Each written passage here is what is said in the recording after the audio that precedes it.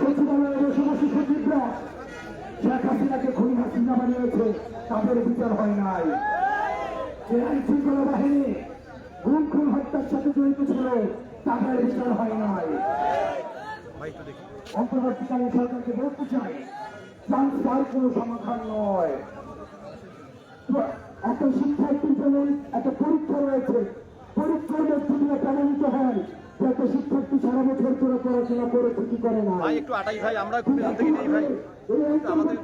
সরকারের পরীক্ষা হচ্ছে তারা যথাযথভাবে বিচার এবং সংস্কার করেছে কিনা। ডক্টর মোহাম্মদ ইউনূস যারা গুম করেছে তাদের বিচার হয় নাই, যারা হত্যা করেছে তাদের বিচার হয় নাই, যারা আমাদের ভাইদেরকে পাখির মতো করে খুনি করে হত্যা করেছে তাদের বিচার হয় নাই।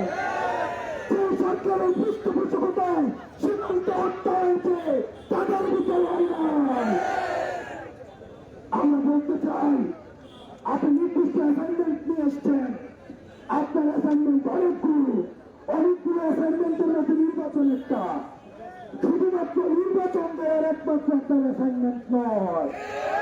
অন্য রাজনৈতিক দলগুলোকে বলতে চাই, আপনারা যেভাবে টাইম ফ্রেম দিয়ে নির্বাচন চাচ্ছেন, ঠিক একইভাবে টাইম ফ্রেম দিয়ে আপনারা বিচার এবং সংস্কার চান। দুঃখজনক বিষয়, অনেক রাজনৈতিক দল শুধুমাত্র নির্বাচন দিয়েছে, কিন্তু বিচার এবং সংস্কারে তাদের কোনো আগ্রহ নাই। বাংলাদেশের সংবিধান, যে সংবিধান হচ্ছে মূলত আওয়ামী বিধান, এই আওয়ামী বিধানের প্রতি বাংলাদেশের অনেক রাজনৈতিক দলের এখন মায়া জন্মেছে।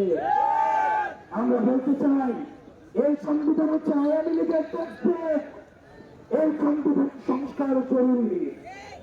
আমরা বলতে চাই, আপনাদেরকে সাথে নিয়ে 3 আগস্টে আমরা শহীদ মিনার থেকে আমরা আবার তৃতীয় বাংলাদেশে আমরা ঘোষণাপত্র পাঠ করবো।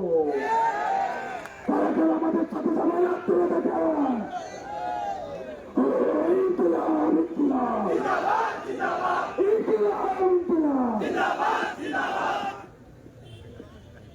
এই পর্যায়ে আমাদের আজকের এই পথসভার সর্বশেষ বক্তব্য রাখবেন 2024 ছাত্র জনতার অভ্যুত্থানের মহানায়ক 3 আগস্ট, যার এক দফা ঘোষণার মধ্য দিয়ে খুনি হাসিনার স্বৈরাচার যে তন্ত্র, সেই তন্ত্রের অবসান হয়। তিনি বর্তমানে জাতীয় নাগরিক পার্টি এনসিপি সংগ্রামী আহ্বায়ক হিসেবে দায়িত্ব পালন করছেন। নতুন বাংলাদেশে যে আমরা আগামী নেতৃত্ব প্রত্যাশা করি, যার হাত দিয়ে আমরা এই নেতৃত্ব প্রত্যাশা করছি, আমাদের সংগ্রামী আহ্বায়ক জনাব মোহাম্মদ নাহিদ ইসলাম।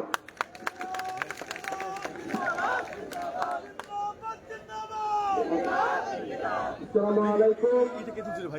লালমনিরহাটবাসী, আজকে জাতীয় নাগরিক পার্টি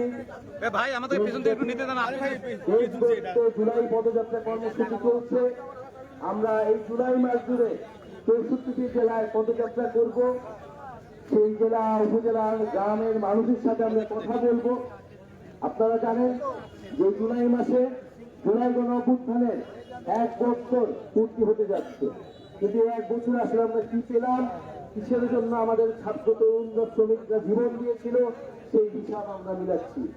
আমরা স্পষ্টভাবেই বলেছি যে এত বড় গণ অভ্যুত্থান, এত মানুষের রক্ত, এত আত্মত্যাগ আমরা কেবল ক্ষমতার দলের পরিবর্তনের মাধ্যমেই মেনে নেব না। আমাদেরকে অবশ্যই রাষ্ট্রের মৌলিক সংস্কার, মানুষের জীবনের পরিবর্তন, ভাগ্যের উন্নয়ন,